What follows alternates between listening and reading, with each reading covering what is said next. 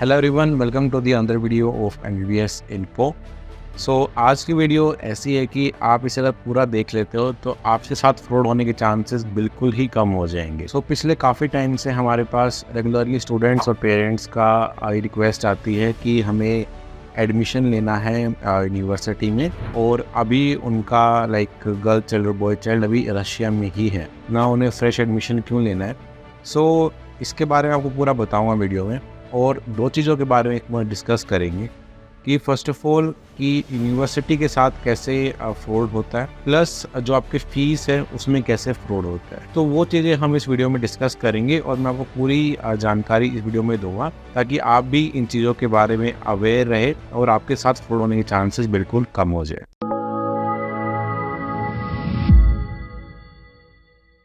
My name is Sachit and you are watching MEBS Info, where we provide admission about medical education abroad. So this video is an awareness video, especially students के लिए और parents के लिए जो कि अपने abroad से पढ़ाई करना चाहते हैं। जैसे कि आप जानते होंगे फ्रॉड काफ़ी कॉमन हो चुके हैं आजकल के टाइम पे, लेकिन अगर आप अवेयर रहते हो तो आपके साथ फ्रॉड होने के चांसेस बिल्कुल ही कम रहेंगे ना। सबसे पहले आपको समझने की चीज़ है वो है एडमिशन प्रोसेस, क्योंकि उसी से जो है काफ़ी बार ऐसे होता है कि आपका एडमिशन, आप जाते हो कंसल्टेंसी के पास किसी स्पेसिफिक यूनिवर्सिटी में एडमिशन के लिए, लेकिन वो कंसल्टेंसी आपके उस टाइम पे डॉक्यूमेंट्स और पेमेंट आपसे ले लेती है, लेकिन आखिर में जब आप पहुँचते हो तो वो कोई दूसरी यूनिवर्सिटी होती है ना। ये कैसे होता है मैं आपको एक्सप्लेन करता हूँ। तो हर साल न्यू यूनिवर्सिटीज़ आती रहती है जहाँ पे आज तक कोई स्टूडेंट्स नहीं गया हुआ है, तो वहाँ पे कई बार स्टूडेंट्स भेजने के लिए या फिर किसी भी रीज़न की वजह से वहाँ पे स्टूडेंट्स भेजने के लिए कंसल्टेंसीज ये टेक्निक यूज़ करती है। जब आपका एडमिशन प्रोसेस होता है तो वो प्रोसेस आपका मोस्टली रशियन लैंग्वेज में कंडक्ट होता है। आपकी पढ़ाई वैसे वहाँ पे इंग्लिश में है, लेकिन एडमिशन प्रोसेस सारा रशियन लैंग्वेज में कंडक्ट होता है ना। जब आपका एडमिशन लेटर आता है वो इंग्लिश में आता है, उसके बाद आपका में भी एंट्रेंस एग्ज़ाम है या फिर नहीं है, उसके बाद आपका एग्रीमेंट, फिर आपका इनविटेशन लेटर आता है ना। इनविटेशन लेटर जो है वो कम्प्लीटली रशियन लैंग्वेज में होता है मोस्टली यूनिवर्सिटीज़ का, और काफ़ी बार ये इनविटेशन लेटर बच्चों को नहीं दिया जाता है। एडमिशन लेटर जो है आप मल्टीपल यूनिवर्सिटीज़ का इशू करवा सकते हो। आप हमें बोलोगे कि आप यूनिवर्सिटीज़ का एडमिशन लेटर हमारा इसमें इशू करवा दो, आपको इशू करवा देंगे, क्योंकि एज़ पर रशियन लॉ आप अप टू 5 यूनिवर्सिटीज़ में विदाउट एनी इशू अप्लाई कर सकते हो फॉर एडमिशन। आप अप्लाई कर सकते हो, लेकिन जब इनविटेशन लेटर आता है वो मेनली तभी आता है जब आपको वहाँ पे एंट्रेंस, आपकी कुछ फीस की भी रिक्वायरमेंट होती है, वो सब कंप्लीट होने के बाद इनविटेशन लेटर आता है। तो इनविटेशन लेटर जो है वो मेनली रशियन लैंग्वेज में होता है, और जब भी आप अपना प्रोसेस करा रहे हो तो आप सामने से अपनी कंसल्टेंसी से इनविटेशन लेटर की भी डिमांड कीजिए। प्लस जब भी आपका जब पासपोर्ट आता है, जब आप प्रोसेस स्टार्ट कराते हो तो आपके स्कैन कॉपी सबमिट होते हैं, लेकिन जब आपका वीज़ा लगता है तो उस टाइम पे आपका ओरिजिनल पासपोर्ट की रिक्वायरमेंट होती है, क्योंकि उसी में वीज़ा स्टैम्प होता है और इन्विटेशन लेटर आपकी वीज़ा के लिए चाहिए होता है। तो जब आपका पासपोर्ट आप देते हो, आपके पास इन्विटेशन लेटर आ चुका है, पासपोर्ट देते हो फॉर योर वीज़ा, तो जब आपका वीज़ा लग के आ जाता है तो आप पहले से उसकी वीज़ा की स्कैन मंगा लीजिए, या फिर आप पासपोर्ट अगर टाइम है आपके पास तो पासपोर्ट आप वापस मंगा लीजिए, और उसमें देख लीजिए कि आपका किस यूनिवर्सिटी के बेसिस पे वीज़ा लगा है। जो आपका वीज़ा है वहाँ पे लास्ट में यूनिवर्सिटी का नेम मेंशन होता है कि किस यूनिवर्सिटी के इन्विटेशन पे आपका वीज़ा लगा है, और उस यूनिवर्सिटी में आप स्टडी करने के लिए जा सकते हो। काफ़ी बार ऐसा होता है कि बच्चों को पासपोर्ट डायरेक्टली ही जब आपकी फ़्लाइट होती है डायरेक्टली एयरपोर्ट पर दिया जाता है, आपकी वीज़ा की स्कैन आपको भेजी नहीं जाती है, या फिर आपको भेजा तो आप चेक नहीं करते हो, और जब आप मॉस्को पहुंच जाते हो तो आपको पता चलता है कि यहाँ पे तो आप नहीं जा रहे, आप किसी और ही यूनिवर्सिटी जा रहे हो, और उस टाइम तक आप कुछ नहीं कर पाओगे क्योंकि आप ऑलरेडी काफ़ी पे कर चुके हो, आप काफ़ी स्पेंड कर चुके हो फ्लाइट्स ऑल्सो। आपको इसमें केयरफुल रहना है कि जब भी आपका इन्विटेशन लेटर आता है तो आपके पास इन्विटेशन लेटर आपका होना चाहिए, जिसमें कि आपकी डिटेल्स, यूनिवर्सिटी की डिटेल्स लिखी हुई है कि किस यूनिवर्सिटी ने ये इन्विटेशन लेटर इशू किया है, और जब आपका वीज़ा भी लगता है तो वहाँ पे आपको देख लेना है कि किस यूनिवर्सिटी के बेसिस पे आपका वीज़ा वहाँ पे लगा है। स्टडी वीज़ा होता है, एक्सटेंडेबल टाइप ऑफ वीज़ा, और किस यूनिवर्सिटी ने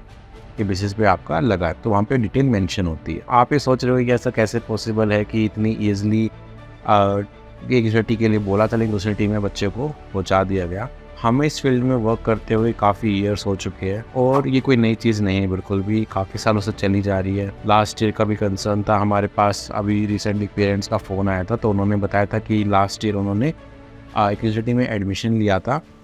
और जब बच्चा वहाँ पे पहुँचा तो उनको बोल दिया गया कि वहाँ पे तो आपका एडमिशन नहीं हुआ, वहाँ पे सीट्स फुल हो गई थी और इसलिए आपका वहाँ पे नंबर नहीं आया। और उनका एडमिशन मॉस्को में ही एक यूनिवर्सिटी में प्रिपरेटरी कोर्स, जो कि लैंग्वेज कोर्स होता है, वहाँ पे बच्चे का करवा दिया गया। नाउ आप सोच सकते हो कि कितना स्ट्रेसफुल हो सकता है पेरेंट्स के लिए, आपके लिए, कि आप अपने करियर के लिए दूसरी कंट्री में जा रहे हो, जो कि ऑलरेडी काफ़ी बड़ा डिसीजन होता है, और वहाँ पे जाने के बाद आपके साथ ऐसा सिनेरियो होता है और उस सिचुएशन में आप कुछ कर भी नहीं पाते हो कि आप वापस भी नहीं आ पाओगे। आप ऑलरेडी काफ़ी पे कर चुके हो, क्योंकि काफ़ी बार इन सिनेरियोज़ में फ़ीस आपसे इंडिया में ही ले ली जाती है और वो जहाँ पे उन्होंने करवाया है वहाँ पे फ़ीस पे कर दी जाती है। इसी के रिगार्डिंग हमारा दूसरा पॉइंट भी है यूनिवर्सिटी की फ़ीस के ऊपर। जब से कोविड आया है उसके बाद से काफ़ी यूनिवर्सिटीज़ में ऐसा हुआ था कि फ़ीस वो पहले लेती थी और उसके बाद इन्विटेशन लेटर इशू करती थी। लेकिन अब काफ़ी सारी यूनिवर्सिटीज़ ऐसी है जहाँ पे फ़ीस आप यूनिवर्सिटी में जाके पे कर सकते हो। अभी भी कुछ यूनिवर्सिटीज़ है ऐसी जहाँ पे फ़ीस आपको पहले ही पे करनी होती है, लेकिन पहले भी अगर पे करनी होती है तो ऐसा नहीं आपको कम्प्लीटली पूरे ईयर की फ़ीस पे करनी है। ऐसा है कि आप सेमेस्टर वाइज फ़ीस पे कर सकते हो। लाइक आपकी फ़ीस सपोज 3 लाख है तो आप 1.5 लाख की फ़ीस पे कर सकते हो, उसको 6 मंथ्स करके। और कुछ यूनिवर्सिटीज़ में ऐसा भी है जहाँ पे आपको फ़ीस का सिर्फ कुछ पार्ट ही पे करना होता है। लाइक आपको फ़ीस का 1/4 पार्ट ही पे करना होता है और बाकी फ़ीस आप यूनिवर्सिटी पहुँचने के बाद कर सकते हो। तो जब भी आप एडमिशन लेते हो तो यूनिवर्सिटी की फ़ीस कम्प्लीटली आप इंडिया में पे मत कीजिए। एटलीस्ट जितना मिनिमम पॉसिबल आप उतना पे कीजिए इंडिया से, और जो फ़ीस आपकी बची है सेमेस्टर की वो आप यूनिवर्सिटी में जाके पे कीजिए। अपॉर्चुनिटीज़ ऐसी है जहाँ में फ़ीस आप यूनिवर्सिटी में जाके ही कम्प्लीटली फ़ीस पे कर सकते हो, आपको इंडिया से पे करने की ज़रूरत नहीं है। कुछ ऐसे भी है जहाँ पे आपको 1/4 पार्ट देना होगा, जिसके बाद आपको इन्विटेशन लेटर इशू होगा और फिर आप जो आपकी सेमेस्टर की बच गई थोड़ी वो आप वहाँ पे जाके पे कर सकते हो। पूरे साल की फ़ीस आपको पे करने की नीड नहीं है इंडिया से ही। फ़ीस आप यूनिवर्सिटी में जाके जो मेजॉरिटी पार्ट है वो आप वहाँ पे जाके पे करो, क्योंकि लास्ट ईयर भी काफ़ी स्टूडेंट का तो ये ऐसा हुआ था कि उनकी कंसल्टेंसी ने पूरे साल की फ़ीस उनसे ले ली थी, लेकिन जब यूनिवर्सिटी में बच्चा पहुंचा तो उन्हें पता चला कि फ़ीस सिर्फ एक सेमेस्टर की ही पे हुई है। तो आप देख सकते हो कि किस टाइप के सिनेरियो से बच्चों को गुजरना पड़ता है। लेकिन अगर आप थोड़े से अवेयर रहोगे, थोड़े से जागरूक रहोगे और थोड़े से अटेंटिव रहोगे तो इस टाइप के फ्रॉड के चांसेस आपके साथ काफ़ी घट जाएंगे। एक तो आपको ध्यान रखना है कि जब भी आप यूनिवर्सिटी में एडमिशन प्रोसेस करा रहे हो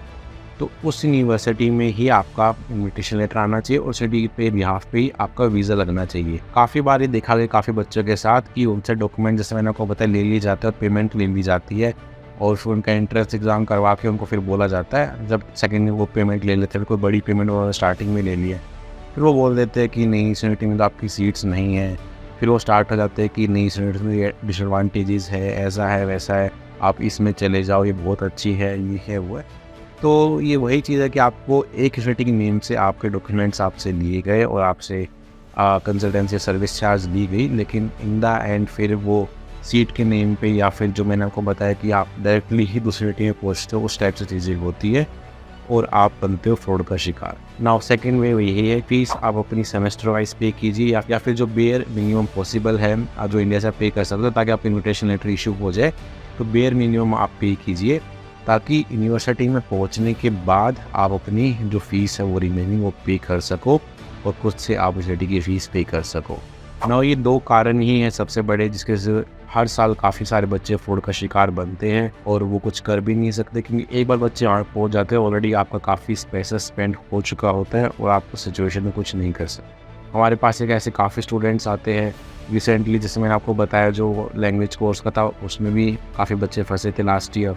लास्ट ईयर भी कुछ यूनिवर्सिटीज़ के नेम पे दूसरी टीम में एडमिशन करा दिया गया था, तो फिर बच्चे वो भी हमारे टच में हैं कि उन्होंने अब फिर से नया एडमिशन लेना क्योंकि वो यूनिवर्सिटी में नहीं जाना चाहते थे। जिस भी कंसल्टेंसी से आप एडमिशन करा रहे हैं उनसे पहले से ही कंफर्म कर लीजिए कि फ़ीस की पेमेंट्स कैसे रहेगी, यूनिवर्सिटी में सीट्स अवेलेबल है या फिर नहीं है, क्योंकि ऐसा नहीं होता है कि आपका एडमिशन लेटर आ गया और आपका एंट्रेंस एग्ज़ाम होने के बाद बोला जाता है कि सीट अवेलेबल नहीं है या फिर आपका पहले ही बोला सीट अवेलेबल नहीं है। ऐसा नहीं होता है, सीट यूजुअली अवेलेबल रहती है। आप एडमिशन लेने से पहले कंफर्म कर लीजिए किसी से भी कि सीट अवेलेबल है या फिर नहीं, क्योंकि ऐसा करना कि बोल दिया सीट अवेलेबल है और फिर बाद में आपको बोला जाता है कि सीट अवेलेबल नहीं है या फिर आपसे पूरी फ़ीस पे करा के और किसी दूसरी ही यूनिवर्सिटी में भेज देते हैं,